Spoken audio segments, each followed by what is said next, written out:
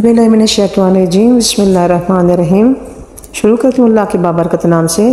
تمام دیکھنے اور سننے والوں کو میری طرف سے السلام علیکم۔ انسانی تاریخ کی سب سے تیز رفتار سواری کیا ہو سکتی ہے؟ گھوڑے، موٹر سائیکل، کار یا جہاز؟ لیکن آج سے 1400 سال قبل ایک ایسی سواری بھی موجود تھی جس کی رفتار بجلی کی مانند تھی۔ اس بجلی جیسی تیز رفتار سواری کا نام براق تھا۔ وہ سواری جس پر بیٹھ کر نبی صلی اللہ علیہ وسلم سفر معراج پر گئے۔ براق کی خصوصیات کیا تھیں اور جب نبی صلی اللہ علیہ وسلم ان پر سوار ہونے لگے تو وہ بے لگام کیوں ہو گیا؟ کیا براق کو ماڈرن سائنسی علوم سے ایکسپلین کرنا ممکن ہے؟ واقعہ معراج تاریخ انسانی کا ایک ایسا انوکھا اور حیرت انگیز واقعہ ہے اس کی تفصیلات پر انسانی عقل حیران رہ جاتی ہے۔ اگر انبیاء کرام کی تاریخ کو دیکھا جائے تو معلوم ہوتا ہے کہ اللہ تعالیٰ نے اپنے برگزیدہ رسولوں اور نبیوں کے ہاتھوں سے مختلف معجزات ظاہر کیے۔ ہر نبی کو اپنے زمانے اور علاقے کے مطابق معجزات سے نوازا گیا تھا تاکہ ان کی امتوں پر حق واضح ہو جائے۔ مثلاً حضرت موسیٰ علیہ السلام کی امت کیونکہ جادو میں کمال رکھتی تھی،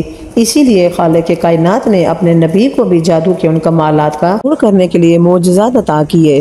اسی طرح حضرت عیسیٰ علیہ السلام کے دور میں طب کا بڑا چرچا تھا، لہٰذا حضرت عیسیٰ علیہ السلام کوڑ کے مریضوں، پیدائشی اندھوں، یہاں تک کہ مردوں کو بھی زندہ کر دینے کی قدرت سے فیض یاب تھے۔ جب خاتم الانبیاء حضرت محمد صلی اللہ علیہ وسلم اس کائنات میں تشریف لائے تو اللہ کو معلوم تھا کہ امت محمدیہ چاند پر قدم رکھے گی اور ستاروں پر کمندیں ڈالے گی، لہٰذا اللہ تعالیٰ نے اپنے محبوب کو مکہ معظمہ یعنی ٹائم اینڈ سپیس کے اصولوں اور وسعتوں سے نکل کر اپنے کرم کا اعزاز بخشا جس کا گمان بھی عقل انسانی میں نہیں آ سکتا تھا۔ تمام انبیاء کرام کے معجزات ایک طرف اور حضور صلی اللہ علیہ وسلم کا معجزہ معراج ایک طرف، تمام معجزات مل کر بھی واقعہ معراج کے درجے کو نہیں پہنچ سکتے۔ واقعہ معراج ہجرت سے 1 یا 2 سال پہلے آیا۔ اس وقت ہمارے پیارے نبی حضرت محمد صلی اللہ علیہ وسلم کی عمر مبارک 52 سال تھی اور یہ 27 رجب کی شب کا واقعہ تھا، لہٰذا حضرت مالک بن ساسا سے مروی ہے، خود رسول پاک صلی اللہ علیہ وسلم نے فرمایا کہ میں خود نیند اور بیداری کی درمیانی کیفیت میں تھا جب میرے پاس ایک فرشتہ آیا، اس نے میرا سینہ چیرا، پھر میرے دل کو نکال کر غسل دیا اور اسے دوبارہ اندر رکھ دیا۔ پھر ایک سواری لائی گئی جو خچر سے چھوٹی اور گدھے سے بڑی تھی، اس کا رنگ سفید تھا، اسے براق کہا جاتا تھا، بس مجھے اس پر سوار کرایا گیا۔ روایت ہے کہ حضور پاک صلی اللہ علیہ وسلم براق پر سوار ہو کر بیت المقدس پہنچے تو براق سے نیچے اترے اور اس کے لگام کو اس ستون کے ساتھ باندھ دیا گیا جس کے ساتھ انبیاء کرام اپنے سواریوں کے لگام باندھا کرتے تھے۔ اس کے بعد نبی کریم صلی اللہ علیہ وسلم مسجد اقصی میں داخل ہو گئے۔ مسجد اقصی میں حضرت آدم علیہ السلام سے لے کر حضرت عیسیٰ علیہ السلام تک پیدا ہونے والے تمام انبیاء کرام آپ کے منتظر تھے، لہٰذا حضور پاک صلی اللہ علیہ وسلم وہاں تشریف لائے اور تمام نبیوں کی امامت کی اور نماز ادا کی۔ نماز سے فارغ ہونے کے بعد آپ دوبارہ براق پر سوار ہو کر آسمانی سفر کی طرف روانہ ہو گئے۔ حضور پاک صلی اللہ علیہ وسلم نے براق پر سوار ہو کر 7 آسمانوں کا سفر کیا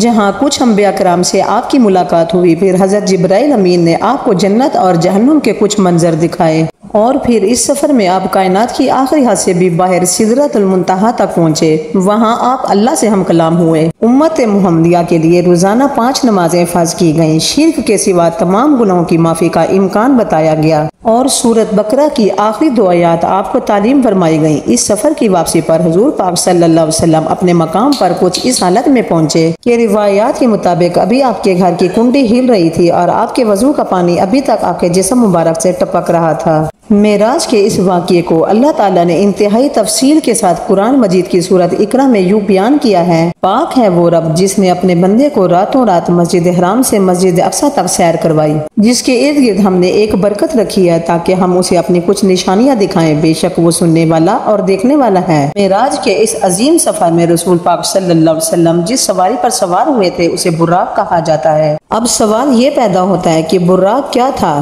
کیا یہ کوئی ایسی مخلوق تھی جو اس دنیا میں پائی جاتی ہے؟ علماء و مفسرین کے مطابق براق دراصل لفظ برق سے نکلا ہے، برق چمک کو کہتے ہیں، لہٰذا رسول پاک صلی اللہ علیہ وسلم کی سواری کے لیے جو چیز پیش کی گئی تھی وہ انتہائی سفید اور چمکدار اور روشن تھی کہ اس کا نام براق پڑ گیا۔ یہ بھی کہا گیا کہ براق کو اس لیے براق کہا جاتا ہے کہ وہ برق یعنی بجلی کی چمک کی مانند اس کی رفتار ہے۔ روایتوں کے مطابق براق خچر سے چھوٹا اور گدھے سے بڑا تھا اور جہاں اس کی حد نگاہ پڑتی تھی وہاں اس کا قدم بڑھتا تھا۔ علماء کے ذہن میں یہ سوال پیدا ہوا کہ اللہ تعالیٰ نے رسول پاک صلی اللہ علیہ وسلم کی سواری کے لیے براق کا ہی انتخاب کیوں کیا؟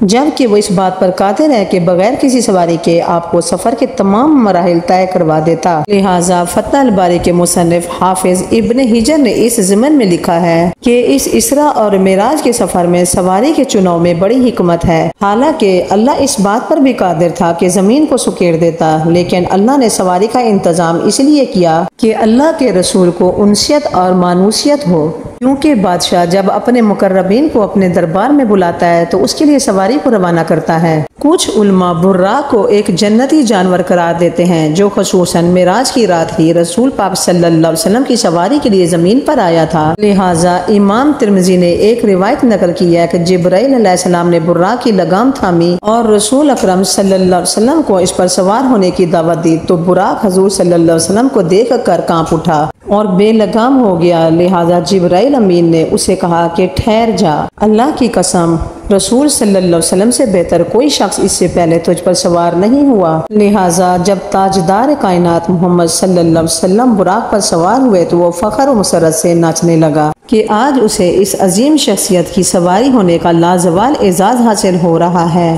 واقعہ معراج اللہ کا ایک معجزہ تھا۔ جس طرح ہر معجزے کو سمجھنا اور ثابت کرنا انسانی عقل کے لیے ممکن نہیں، اسی طرح سے معراج کے سفر کو سمجھنا انسانی ذہن کے لیے ناممکن ہے۔ لیکن جدید فزکس میں گزشتہ صدیوں میں ایسا نظریہ پیش کیا ہے جو قابل غور ہے۔ آئنسٹائن، جسے پچھلی صدی کا سب سے بڑا سائنسدان مانا جاتا ہے، جس کی تھیوری اور فیزیبلٹی جدید فزکس کی بنیاد ہے، آئنسٹائن نے اس تھیوری میں بتایا کہ اس کائنات میں ٹائم تمام مقامات اور لوگوں کے لیے سٹیٹک نہیں بلکہ مختلف ہوئی ہے اور یہ مقامات کے اعتبار سے بدل سکتی ہے۔ لہٰذا اگر کوئی شخص اس کائنات میں روشنی کی رفتار سے سفر کر پائے تو اس کے لیے ٹائم رک جائے گا۔ اس نے ایک مثال پیش کی کہ اگر کوئی شخص ایک ایسی سواری میں سفر کر رہا ہو جس کی رفتار لائٹ کے برابر ہو تو اس کے لیے وقت تھم جائے گا، اور جب وہ شخص کئی سالوں بعد زمین پر واپس آئے گا تو یہاں کچھ ہی سیکنڈ گزرے ہوں گے۔ وقت کے اسی فرق کو فزکس میں ٹائم ڈائلیشن کہتے ہیں۔ اسی سائنسی ٹرم کو سمجھنا سفر معراج میں براق کو سمجھنے کے لیے بہت ضروری ہے، کیونکہ براق کی رفتار بھی روشنی یعنی برق کی رفتار کے برابر تھی، اسی وجہ سے اس سواری کا نام براق تھا۔ لہٰذا آپ صلی اللہ علیہ وسلم جب اس رفتار سے سفر معراج کرنے کے بعد واپس تشریف لائے تو وقت بالکل نہیں گزرا تھا اور آپ نے کئی سالوں کا سفر چند لمحوں میں طے کر لیا تھا،